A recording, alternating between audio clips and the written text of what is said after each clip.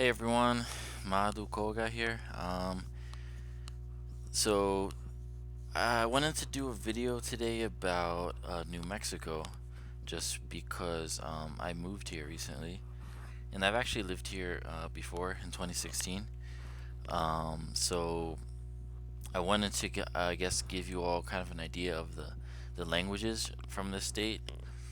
Um, as you all can see on the screen, I have a map here. So this is basically a general idea of how New Mexico is divided between the its indigenous languages. All right, so you have Apache groups in the south and east, a small sliver of Comanche, Navajo in the northwest, a small sliver of Ute, Zuni kind of in the western part here, and we have Hokome, Hano, and Suma in the deep south, and Pueblos in the kind of the north central area. I'll get into the Pueblos later because this group needs some clarification because that term Pueblos is just kind of a blanket term because they lived in Pueblos, which is Spanish for like towns. All right, uh, so the Comanche are actually Uto-Aztecan group. They speak in Uto-Aztecan language. Um, then the same with the Ute as well. They're Uto-Aztecan. Um, see, the Zuni are a language isolate, but technically they're usually considered part of the Pueblo group because of their lifestyle and culture. But I could be wrong. They go into Arizona as well. This group down here I don't know that much about, but I'm pretty sure I'm almost certain their language is extinct. Um, they probably went into Mexico as well. But yeah, all right. So that leaves two of the I would say um, I don't know. It's two of the main groups in New Mexico, right? Two of the three or four main groups in New Mexico um, are the Navajo and Apache. So they're both related to each other. They speak languages of the Na family, so they originate in the from the north, like Yukon, Alaska, parts of northern Canada, and they migrated down. A lot of them went on the Pacific coastal regions, and then Pacific Northwest.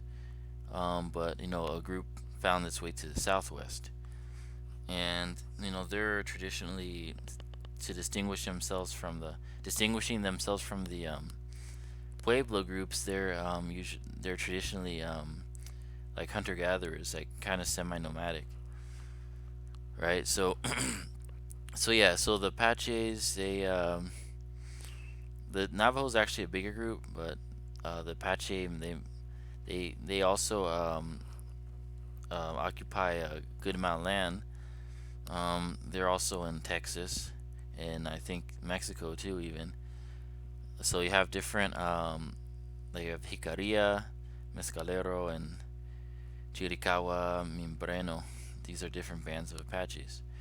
Then you have the related Navajo, who probably, sorry about that, probably the biggest Native American group in the United States. Their reservation is also in a good part of Arizona, the Navajo Reservation. So I believe the group altogether comprises of I want to say 4,000 people, 400,000 people, or 300,000 people, and they're around I want to say 100, probably around 100,000 some speakers of the language, maybe a little more, maybe 150,000. So and another thing is about all these languages in this general area are tonal. Not like I mean like they have pretty basic tonal systems, like two to four tones. Um, But yeah, so and then like I said, the Zuni, they're also going to Arizona. They speak a language isolate. But in this video, I'm going to focus more on the Pueblo group for a lot of different reasons. For one, because I'm living in Albuquerque, which is in the Pueblo region. Um, so basically, Pueblo is just like I said. It's a term of for convenience, I guess. They call themselves, like, they just put them all under that category because they live in similar kinds of like little towns, right? So, but in actuality, um, they comprise of different peoples, right? So we have the Zuni here, which I talked about earlier, and they speak a language isolate that's not related to any other language. We have the Hopi in Arizona. They speak Uto Aztecan language. They're kind of inside of the Navajo Reservation. Then you have like a Tewa, a group of Tewa speakers inside of them. Um, Besides them, you have two main families that make up these Pueblo groups. One is the Kerasin family, which this language family is only found in New Mexico, as far as I know. And you have different. I think Keras. I think it comprises of two languages. You guys can fact check me on that. I think it's Eastern and Western Keras, and these are the names of the communities, right? Laguna, Acoma, Cochiti, Zia, Santa Ana, Kewa, and San Felipe. If you're wondering, a lot of these have Spanish names because, this area was colonized by the Spanish before the English. So, so yeah, and then you have another group which happens to be my favorite of this region, the Tinoan Group, and the Tinoan Group are part of the larger Kiowa Tinoan family.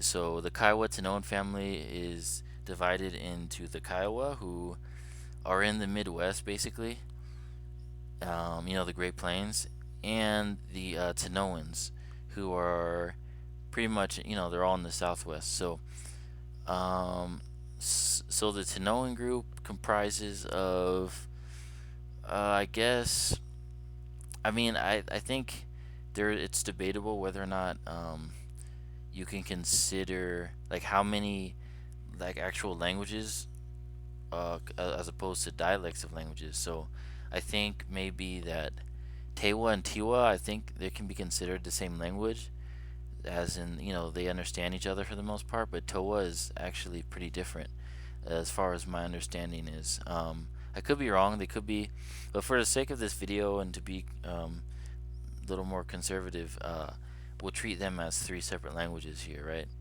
So you have Tewa, and altogether, the speakers of these languages, right, they make up a few thousand people, so they're not as big as Navajo, right?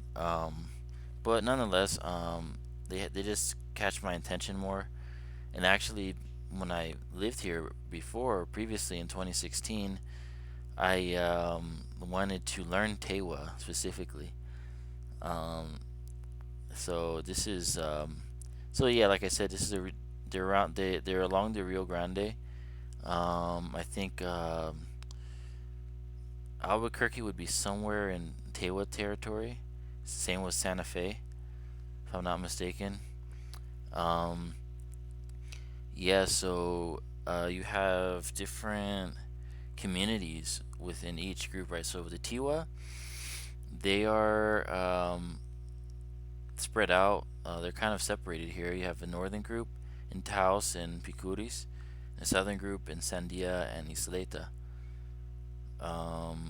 Then the Toa is the Hemis Pueblo, and then Tewa consists of six different communities.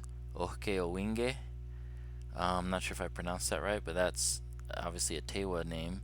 Santa Clara, San Ildefonso, Nambe, another Tewa name. I think Nambe means earth or land. Tesuque and Pohuaque. I believe these are also Tewa words.